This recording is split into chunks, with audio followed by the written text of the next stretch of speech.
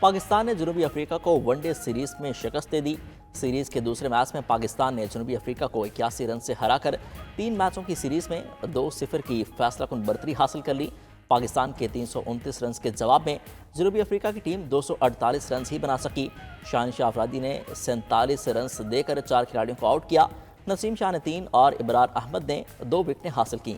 محمد رضوان 80 اور بابر اعظم 73 رنز بنا کر نمایاں رہے۔ کامران غلام 63 رنز کی جارحانہ اننگز کھیل کر مین آف دی میچ قرار پائے۔ کپتان محمد رضوان کا کہنا ہے پوری ٹیم نے زبردست کارکردگی کا مظاہرہ کیا۔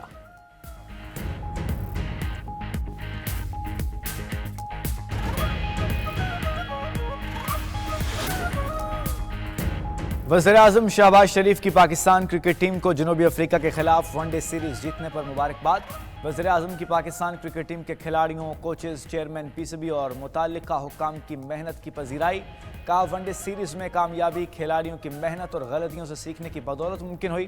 پر امید ہوں آئندہ میچز بالخصوص چیمپئنز ٹرافی میں بھی ٹیم شاندار کھیل کا مظاہرہ کرے گی۔ Chairman P C be Mohsin Naqvi نے بھی جنوبی افریقہ کے خلاف ون ڈے سیریز جیتنے پر قومی کرکٹ ٹیم کو مبارکباد دی۔ کہتے ہیں کھلاڑیوں نے ٹیم ورک کا بہترین مظاہرہ کر کے سیریز اپنے نام کی۔ محسن نقوی چیمپئنز ٹرافی میں بھی پاکستانی ٹیم کی شاندار کارکردگی کے لیے پر امید۔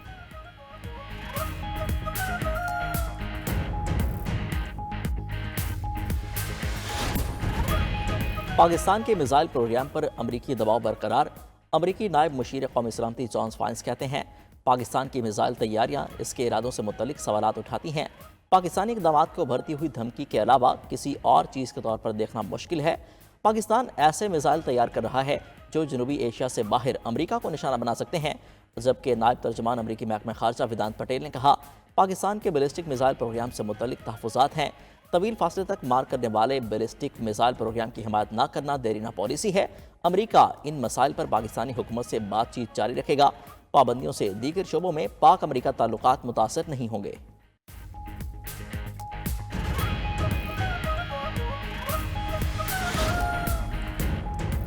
پاکستان کا امریکی پابندیوں پر سخت رد عمل، فیصلہ متعصبانہ قرار دے دیا۔ ترجمان دفتر خارجہ ممتاز زہرا بلوچ کا کہنا ہے کہ نجی تجارتی کمپنیوں پر امریکی پابندیاں افسوسناک ہیں۔ اقدام سے خطے کے اسٹریٹجک استحکام پر خطرناک اثرات مرتب ہوں گے۔ ماضی میں بھی بنا ثبوت محض شکوک و شبہات کی بنیاد پر پابندیاں عائد کی گئیں۔ امریکہ نے دوسرے ملکوں کو جدید ملٹری ٹیکنالوجی کی اجازت دی۔ دوہرا معیار ایٹمی ہتھیاروں کے عدم پھیلاؤ کے مقصد کے لیے دھچکا ہے۔ پاکستان کی اسٹریٹجک صلاحیتوں کا مقصد اس کی خود مختاری کا دفاع ہے۔ پاکستانی میزائل پروگرام خطے میں طاقت کے توازن کے لیے ہیں۔ عوام کی مقدس امانت پر کوئی سمجھوتا نہیں ہو سکتا۔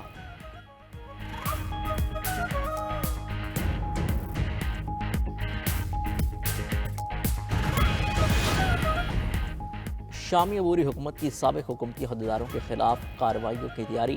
عرب میڈیا کے مطابق بشار الاسد دور کی 20 اہم شخصیات پر مشتمل فہرست تیار کر لی گئی۔ بشار الاسد دور کی اہم شخصیات کی گرفتاری کے لیے انٹرپول سے مدد لی گئی۔ ان شخصیات پر شامی عوام کے قتل عام اور بدترین مظالم کے الزامات ہیں۔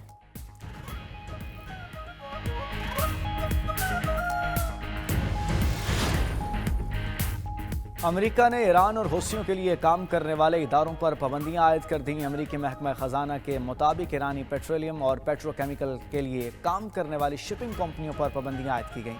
یہ تینوں کمپنیاں ایرانی رہنماؤں کے لیے اربوں ڈالر کماتی ہیں، تہران کے جوہری پروگرام کی حمایت کرتی ہیں، بیلسٹک میزائلوں کی تیاری، حزب اللہ، حماس اور حوثیوں کی مالی معاونت کرتی ہیں۔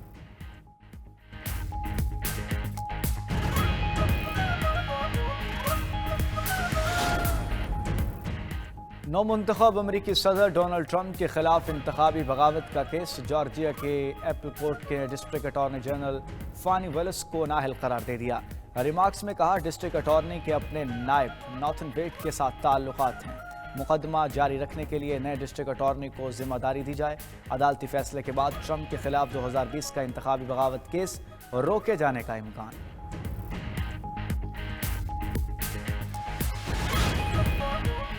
مدارس رجسٹریشن بل کے معاملے پر اہم پیش رفت۔ وزیر اعظم شہباز شریف کا مولانا فضل الرحمان سے رابطہ۔ مولانا کو آج ملاقات کے لیے مدعو کر لیا۔ ملاقات وزیر اعظم ہاؤس میں ہوگی۔ مولانا فضل الرحمان اتحاد تنظیمات مدارس کا موقف وزیر اعظم کے سامنے رکھیں گے۔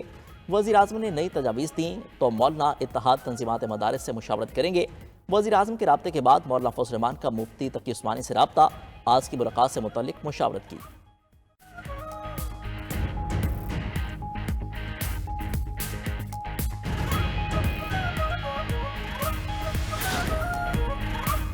सदर मुमलिकत आसिफ अली जरदारी से सऊदी अरब के शोरा कौंसिल के चेयरमैन और अरकान के वफ्द की मुलाकात। इक्तसादी, सियासी और सकाफती अमूर पर तबादला ख्याल। आसिफ अली जरदारी ने कहा, पाकिस्तान और सऊदी अरब के माबैन तारीखी और बरादराना ताल्लुकात हैं। सदर आसिफ अली जरदारी से चीन के सफ़ीर जियांग जाइडोंग भी मिले। दोनों बरादर ममालिक के दरमियान दो तरफ़ा ताउन बढ़ाने पर तबादला ख्याल। मुख्तलिफ शोबों में पाक चीन ताउन बढ़ाने के अज़्म का यादा। सदर से पाकिस्तान में फ़लस्तीन के सफ़ीर अहमद जवाद रबई की मुलाकात। सदर मुमलिकत का फ़लस्तीनी अवाम के साथ यकजहती का इजहार। कहा, पाकिस्तानी अवाम फ़लस्तीनियों की जदोजहद और तकलीफ़ में बराबर के शरीक हैं।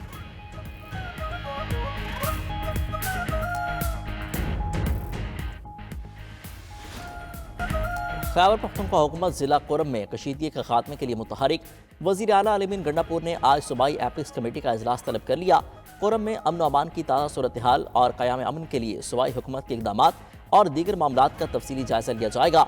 कोरम में अशियाए ज़रूरिया और दीगर बुनियादी सहूलियात की फराहमी और क़याम अमन के लिए अहम फैसले किए जाएंगे। दूसरी जानिब पारा चिनार में मेन शाहरा पर 72 रोज़ से बदस्तूर बंद है।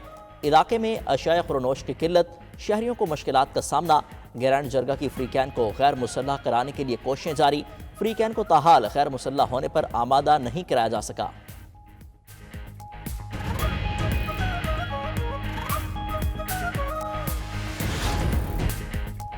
हुकूमत और पीटीआई मुज़ाकरात के लिए तैयार, मगर पहल कौन करे? रहनुमा पीटीआई शिबली फराज का कहना है, मुज़ाकरात के लिए भीख नहीं मांगेंगे, हुकूमत पहल करेगी। उमर अयूब ने कहा, बानी पीटीआई ने मुज़ाकरात के लिए कमेटी तश्कील दी है। हुकूमत हमारे साथ मुज़ाकरात में दिलचस्पी नहीं रखती। पार्टी को मशवरा दिया है कि हुकूमत के बजाय अपोजिशन से बात करे। हमने किसी के पास नहीं जाना। किसी ने मुज़ाकरात करने हैं तो करे, नहीं करने तो ना करें। चेयरमैन तहरीक इंसाफ बैरिस्टर गोर कहते हैं, पीटीआई और हुकूमत के मुज़ाकरात अभी नहीं चल रहे। मुज़ाकरात के हवाले से स्पीकर को जवाब देंगे। वज़ीर आला केपी अलीमीन गंडापुर ने कहा, सिविल नाफरमानी की तहरीक पर बानी पीटीआई से मुशावरत हुई है। जो हालात बन गए हैं, ऐसे में सब पाकिस्तान के लिए सोचने पर मजबूर रहें। उम्मीद है सियासी जमातें और इस्टाब्लिशमेंट गौर व फिक्र करके कोई हल निकालेंगे। हुकूमत जिनकी है वो इशारा देंगे तो मुस्बत रिस्पांस भी आ जाएगा।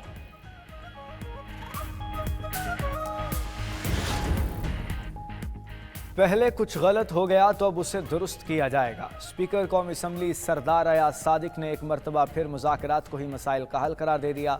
इस्लामाबाद में स्पीकर्स कॉन्फ्रेंस से खिताब में कहा, मसाइल हमेशा बैठकर और मुज़ाकरात के ज़रिए ही हल होते हैं।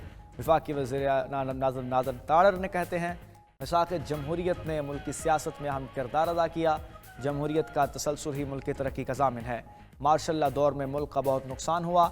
आइन सबसे मुक़द्दस और मोतबर है।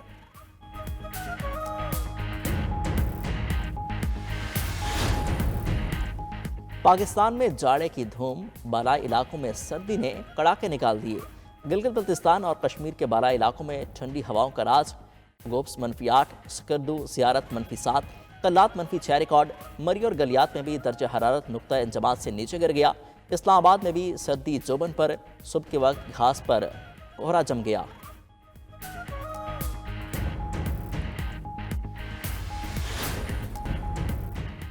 रूस अमेरिका के साथ बातचीत के लिए तैयार। रूसी सदर व्लादिमीर पुतिन कहते हैं, 4 साल से ज़्यादा अरसे में अमेरिकी मुंतखब सदर डोनाल्ड ट्रंप से बात नहीं की, ताहम मुमकिन बातचीत के लिए तैयार हैं। रूस ने शाम में अपना मिशन पूरा कर लिया है और यूक्रेन में जंग जीत रहा है। दूसरी जानिब बरतानिया का आइंदा साल यूक्रेन के लिए $286 मिलियन फौजी इमदाद पैकेज का ऐलान। फौजी इमदाद में ड्रोन्स, कश्तियाँ और फ़ज़ाई दिफाई निज़ाम भी शामिल। बरतानवी वजारत दिफा के मुताबिक यूक्रेनी बहरिया को मजबूत करने के लिए छोटी कश्तियों और निगरानी के लिए ड्रोन्स फराहम किए जाएंगे।